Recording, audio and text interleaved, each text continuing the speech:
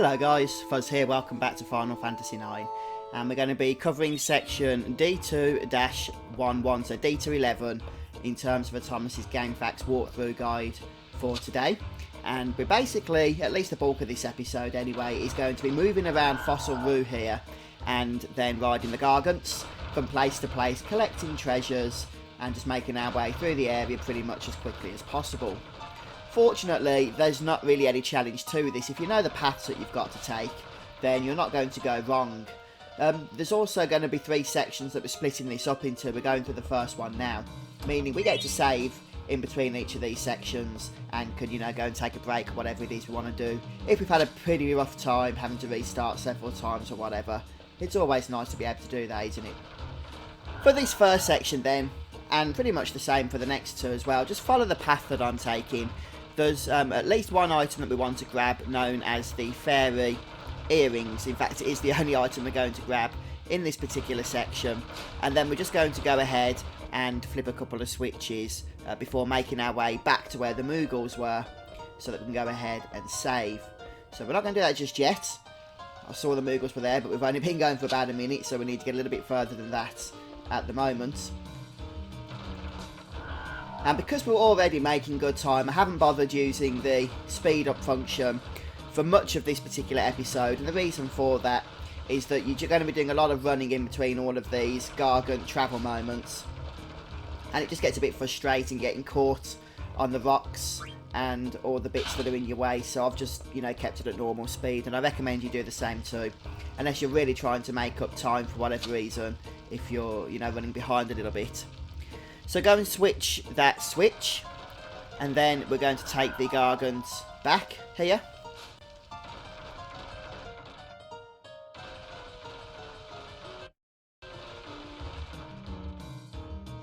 Actually, there is a second item we can grab, and we need to do so now really, though it's not an exciting one, which is why I forgot about it. But up the steps here, and in the next screen, there's a chest, and that just contains an ether, but we'll pick that up.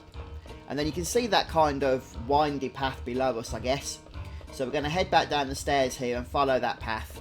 And the reason for that is, at the end, when we head into the next screen, there's going to be another switch. Switch number 2. So we're going to want to go ahead and flip that switch.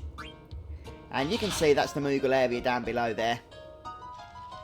So we're going to follow the path back at this point. And lo and behold, perhaps without any surprise, we're going to call the Gargant again. This area, as you can imagine, can be quite confusing, but if you just follow the path that I'm going, then, you know, you can't really go wrong, to be honest with you. It is just about knowing that path. So this Gargant's going to take us back to the area where we can flick switch 1 again, which is exactly what we want to do. So go through this doorway once he drops you off, and you'll find that switch in the same place as before. Nothing too exciting with that. And now we've manipulated some of these paths and collected both of the treasures in this first section. So now we're going to call the Gargant once more, and he'll take us back to the Moogles, where we can save our game.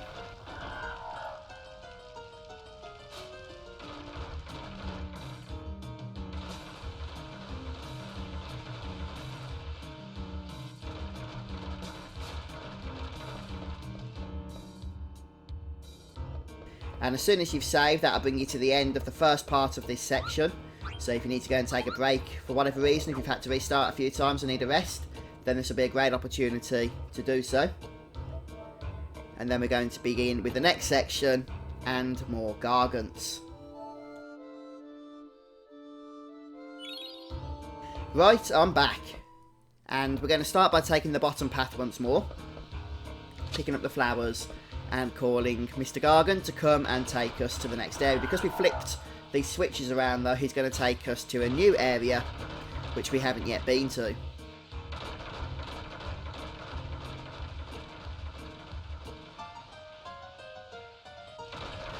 Okay, so dropped off here, we're going to head up these stairs, and right at the top of here there'll be a switch for us. This is switch number 4, so we're going to go ahead and flip that and then take the right hand exit. And then we get some more flowers, indicating there's another Gargant for us to call. Or maybe it's the same one on the same network, I don't know, to be honest. Either way, we're going to call it. And it's going to take us to another new area with another chest.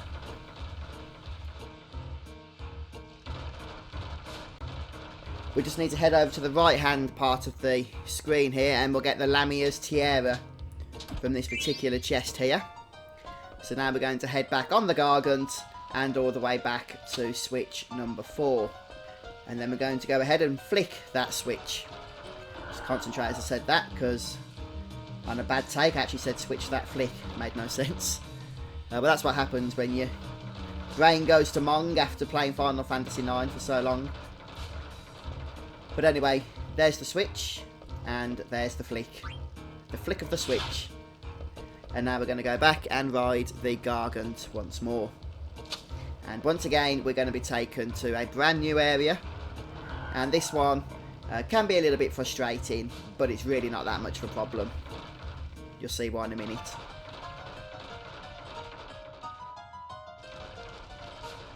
So heading down to the next screen then, we're going to be greeted by some vines on the wall.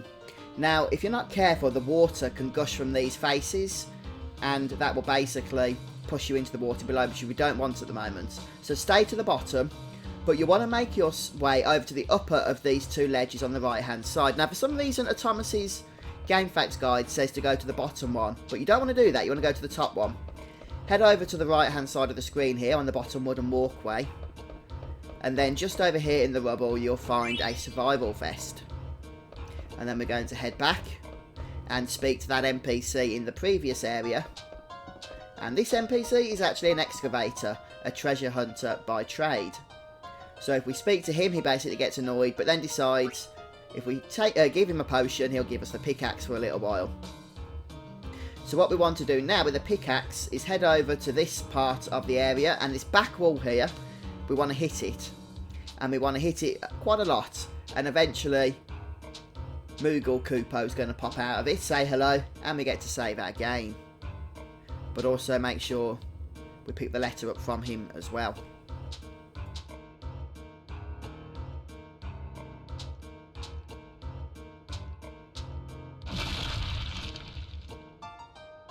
Here he is.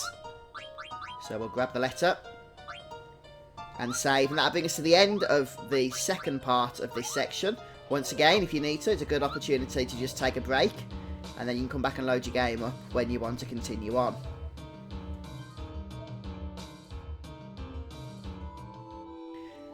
Hello then guys, I'm back for the final part of this particular episode. And it's quite a simple one, this one actually. We've got one more Gargant to ride. So we're going to have to just make our way back, once we've handed in the pickaxe, to the area with the vines. And we're going to head up on the vines this time, and over to the left hand side to the highest ledge in this area. And we get this bit of a strange switch, isn't it?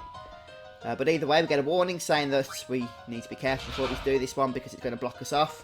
But we're going to not heed that warning and use it anyway. And now you purposefully want to get knocked into the water, since that's the quickest way to get to the exit here on the right. And I said we've got one more Gargant to take, and this will be it. Pick up the flowers, head to the end here, and then he'll come and take us to the exit of Fossil Roo.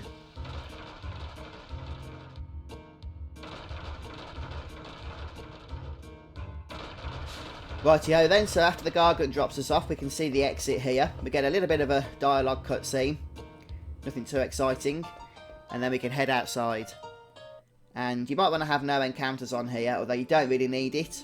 It is actually possible to reach the next destination without any single encounters, but it's tricky, so just keep that on if you can, if you're playing on a version of the game such as PS4 or PC that has it. Right, so first thing we're going to do is just make our way over to just past the marsh here, where we can go ahead and summon Choco. I don't think it's essential to do this, but it does tell us to do so in Thomas's guide. Obviously you don't get the enemy encounters then. And then we're going to head up here, and you're going to head up into the cliff area where our next destination awaits. And our next destination is known as Conde Petty. So we're heading inside, and then we're going to get a couple of minutes of cutscenes before we get control of our party again.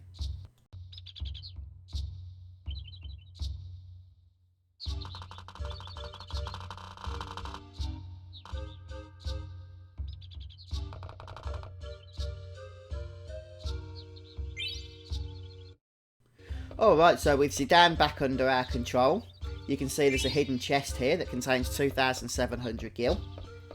And then we're going to head over to the right hand side, and the right hand side again into the shop. And there's a Moogle we can talk to. Don't bother saving, we're about to save and end this session soon anyway. But do the Magnet. And just pick up the Phoenix down from over here as well, another hidden item. And then we're going to head up and we'll find Vivi. So another cutscene commences once we speak to him, and then when we can we'll just follow him down for yet another cutscene.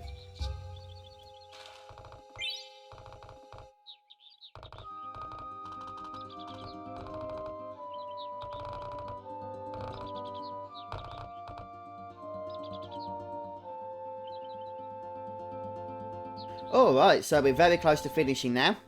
And we're going to leave Conde Pete as soon as we can control Zidane once more. Hop on board Choco. And you can see that Black Mage Village, we can't see it yet, but it's just down there. There you can see it now. So we just need to make our way down this cliff. You might just want to turn your camera around, because I kept getting stuck thinking I was on the ground level when I actually wasn't. Stupid cliff getting in the way for me. So just make sure you pay attention to that. I wasted a few seconds, but not a big deal in the grand scheme of things. And there we are. Alright, so make sure you dismount and don't go in yet. You'll want to save your game. And that will actually bring us to the end of this third mini session, but also to the end of the whole section D2-11. So thanks for stopping by today, guys. I hope this episode helped you. Before you shoot off, I'm just going to show you my time here once I've saved, and then you can see how you're comparing. So the target time is 5 hours and 6 minutes and 24 seconds. We're on 4 hours and 43 minutes and 58 seconds. So once again, we're well over 20 minutes ahead of schedule. So don't forget to share your times in the comments as well, guys. I always find it interesting to see how you lot are all doing. Most of you, at least who post anyway, seem to be absolutely thrashing my own time. But hey, that's awesome. So thanks for stopping by again, folks, and I'll see you soon for more FF9. Cheers all, goodbye.